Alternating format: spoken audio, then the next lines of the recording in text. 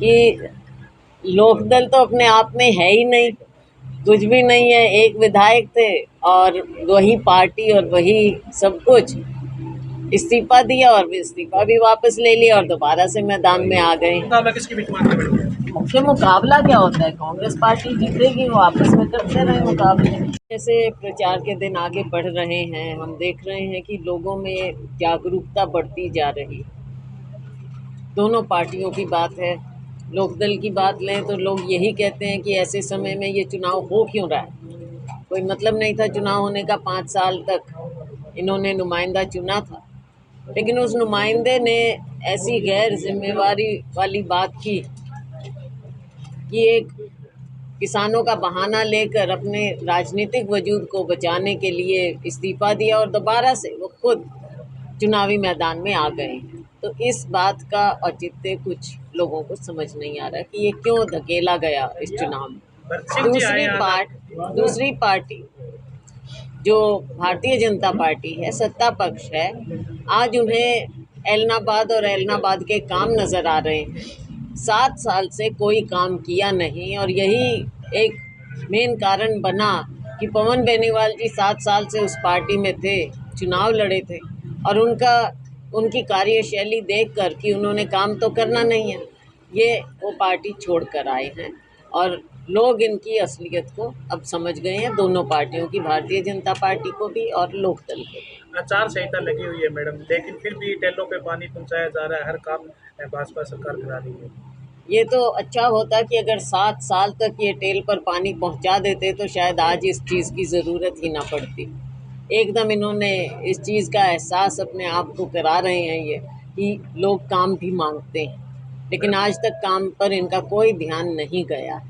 पूरा विधायक जी पर पूरी नजर टिकी हुई थी कि वो एक नहीं आ सकते कांग्रेस के अंदर, लेकिन आज विधायक जी आपके साथ में नजर आ रहे हैं। इससे कितने कांग्रेस को मजबूत मैं ये कहना चाहूँगी कि जो इस तरह की बात कर रहे थे, मीडिया के माध्यम से प्लांट की जा रही थी ये बातें, तो वो कांग्रेस को नहीं समझते और हमारे लोगों को नहीं समझते और शायद भरत सिंह जी को भी नहीं समझते। कांग्रेस पार्टी के ये एक स्तंभ हैं, इन्होंने अनेकों चुनाव लड़े हैं यहाँ पर। हमेशा हम लोगों ने मिलजुल कर चुनाव लड़ा है, चाहे टिकट मिले या ना मिले। हमारी आस्था राहुल गांधी जी में और कांग्रेस पार्टी में, और कांग्रेस के सच्चे सिपाही होने के नाते सभी लोग इस चुनाव में अब जुटे हुए हैं और सब मिलकर चुनाव लड़े। अभय चौटाला मैडम बार बार आरोप लगा रहे हैं कांग्रेस पार्टी पे कि कांग्रेस पार्टी का अभी तक संगठन है जो खड़ा नहीं हो पाया, हरियाणा या ब्लॉक लेवल पे अभी तक संगठन नहीं खड़ा है। ऐसा है, जब कोई मुद्दे नहीं होते तो वो दूसरे लोगों पर इस तरह की, कांग्रेस पार्टी संगठन है नहीं है इस चीज़ का इतनी अहमियत नहीं, अहमियत है हमारे लोगों की। वो किसी भी ओहदे के मोहताज नहीं हैं। अब देखते हैं कि पिछले 2 साल से, जब से भारतीय जनता पार्टी की दोबारा से सरकार बनी है, अब देख रहे हैं कि हर जगह कांग्रेस पार्टी लड़ाई लड़ रही है। ज़मीन पर हो, धरने, प्रदर्शन, जुलूस जो भी हो, वो कांग्रेस पार्टी लड़ रही है, आगे निकल कर सदन में लड़ रही है। तो ये संगठन की बात अलग बात है, संगठन हो ना हो कांग्रेस पार्टी मजबूत है, हमारे लोग मजबूत हैं। लेकिन दूसरी बात मैं ज़रूर कहना चाहूँगी कि लोकदल तो अपने आप में है ही नहीं, कुछ भी नहीं है। एक विधायक थे और वही पार्टी और वही सब कुछ। इस्तीफा दिया और इस्तीफा भी वापस ले लिया और दोबारा से मैदान में आ गए। तो कहाँ लोकदल और कहाँ कांग्रेस। चार बेसिक समस्याएं पूरे 17 साल से लोग चल रहे हैं। सबसे पहले ट्रांसपोर्ट की है, उद्योग यहाँ पे नहीं, कॉलेज नहीं है, सबसे बड़ी बात सेम की है। आपको लगता है कि अगर आपका नुमाइंदा इस बार विधानसभा में पहुंचता है, इन मुद्दों पर अमली जमा पहनाया जा सकता है जो हर बार चुनावी मुद्दा होता रहता है यहाँ पे? देखिए, बात ये है, जब हम विपक्ष में होते हैं, विपक्ष में हम इन मुद्दों को ऐसा मजबूत कर देते हैं कि लोगों को अपनी ओर से विश्वास हो जाता है कि इनकी इतनी कमिटमेंट है इन मुद्दों के प्रति, इनकी सरकार आते ही ये इसको पूरा करेंगे। और ये हमारी कमिटमेंट है। आज के दिन चुनाव है, हम चुनावी घोषणा कुछ नहीं कर सकते वैसे भी विपक्ष में, लेकिन ये बात मैं बताना चाहूँगी कि पवन जी ने 7 साल, इन्होंने खुद अपनी ज़बान से ये बात कही, 7 साल ये घूमते रहे इन्हीं प्रोजेक्ट्स के चक्कर में। और भारतीय जनता पार्टी भी इनको झूठे विश्वास। खुद मुख्यमंत्री इनको कभी 100 करोड़ का बजट कर दें, कभी 18 का कर दें कि हो जाएगा, लेकिन बीजेपी ये काम कर नहीं सकती।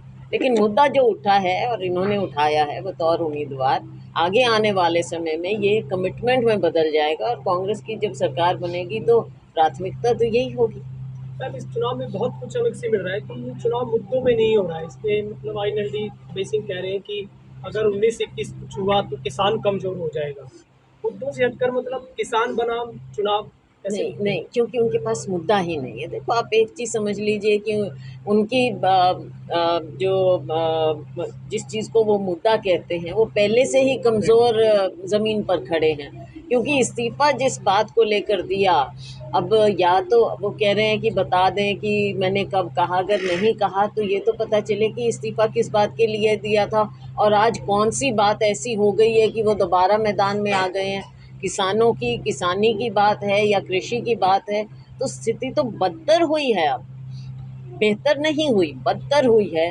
तो ऐसी सूरत में वो दोबारा से चुनावी मैदान में क्यों आए हैं? क्यों यहाँ के लोगों का, मैं तो समझती हूँ कि यहाँ एलनाबाद के लोगों का अनादर हुआ है कि जिन लोगों ने आपको नुमाइंदा बनाकर भेजा हो, 5 साल के लिए भेजते हैं और हम थोड़े ही दिन में कह दें कि नहीं, हमने तो इस्तीफ़ा दे दिया और सोचें कि भाई इससे हमको कुछ राजनीतिक एक और बात समझिए कि इनकी पार्टी का राजनीतिक वजूद अब ख़त्म होता जा रहा है। पार्टी खुद बढ़ चुकी है और एक नुमाइंदे रह गए हैं।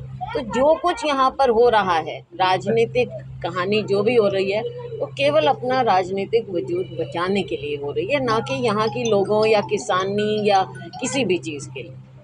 वो केवल एक दिखावा है, उनका दिखावा है, बीजेपी का छलावा है। आप देख लीजिए। मैडम, जिस तरह नव्या चौटाला कह रहे हैं कि अगर हम जीत जाते हैं तो किसान आंदोलन मजबूत होगा, अगर कांग्रेस पार्टी जीत जाती है तो क्या किसान आंदोलन के अंदर कितना? देखिए, कांग्रेस पार्टी ही, आपको मैं याद दिलाना चाहूँगी कि सबसे पहले राहुल गांधी जी ने ट्रैक्टर यात्रा करके इन तीनों कृषि कानूनों के खिलाफ आवाज़ उठाई थी। तो कांग्रेस पार्टी की तो कमिटमेंट है। बाकी कोई इसमें राजनीति करना चाहे तो उनको तो अपनी राजनीति मुख्य करनी है। मुकाबला किसके बीच में?